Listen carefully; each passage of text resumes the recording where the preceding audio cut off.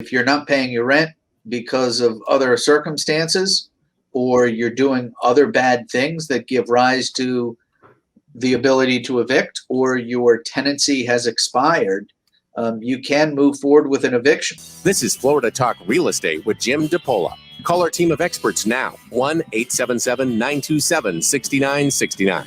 I hate to do this to Scott, but James Martyr from our Facebook page has asked us a question about evictions and landlording. So I don't know if he's going to have time to stay on the whole thing. So I wanted to go ahead and do that first. Okay. Let me see. He said, in regards to the rental real estate market, Paul, what is the current status of moratorium and evictions? And what I was going to explain today is FHFA,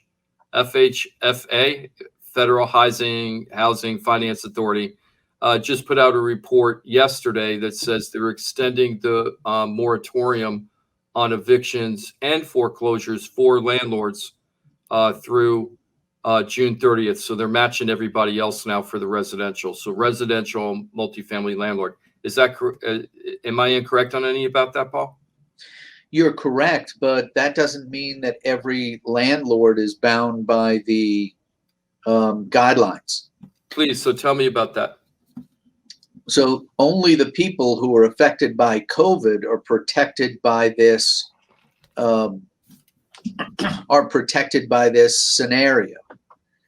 If you're not paying your rent because of other circumstances, or you're doing other bad things that give rise to the ability to evict, or your tenancy has expired, you can move forward with an eviction. So we have a lot of landlords, especially out-of-state landlords, who are reaching out to us and saying, am I stuck? This guy's been in there for 6 months. He goes to work every day. He's got the same paycheck as he's gotten every day, and he's just blowing it on other things and not paying me.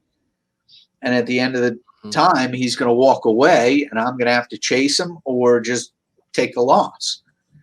So there's a bunch of those circumstances that you don't necessarily have to wait to evict. That's really, really important. So James, I don't know if you're on the evictee or the evictor, but if you have questions and you're the landlord for sure, please give us a call, and we're going to get you a free consultation with the law office, Paulie Krasker, if you or any of your friends have that issue right now. I know of a lot of landlords right now that are struggling, Paul. We're going to get into that a little later, but let's go ahead and grab Scott. Man, I definitely got a follow-up question in regards to this. Oh, please. Yeah. So how in the world do they prove?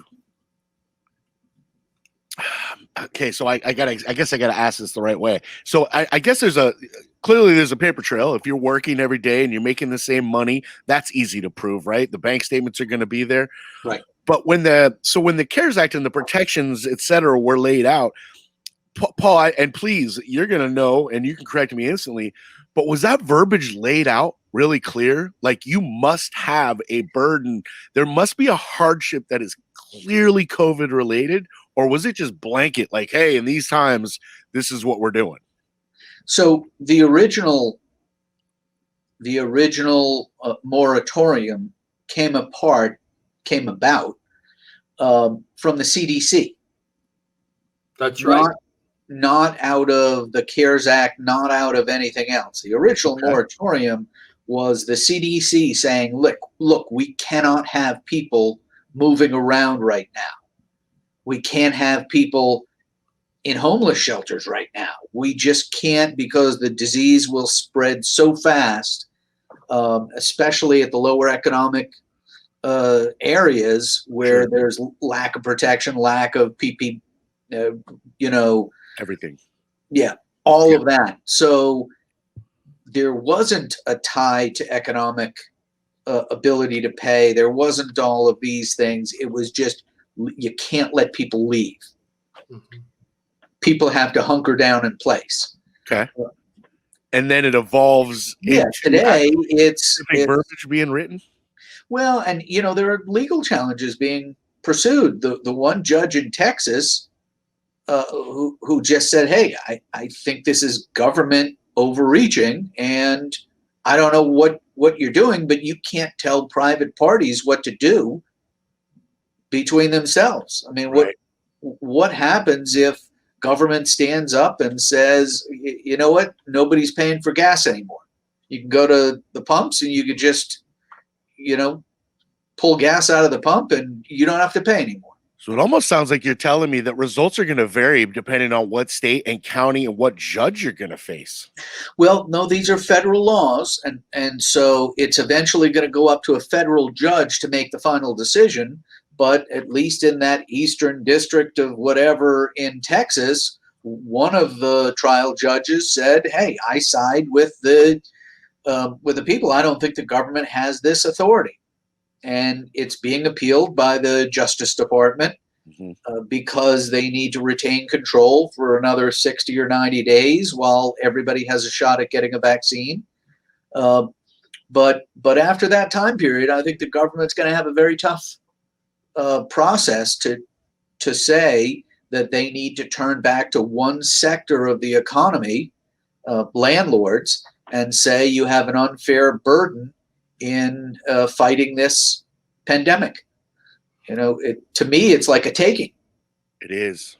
To me, it's turning back to one segment of the country and saying you're going to pay an unfair burden so that we, the government, can control this pandemic from spreading. So I understand the concerns on all sides, but there's got to be a better way to handle it. Oh yeah, really since day one, it's felt like this was almost we don't have a plan. We never had a plan. This feels like the only thing we can do right now, and it feels like that can has been kicked. And sadly, there's a lot of people that have been suffering because of it.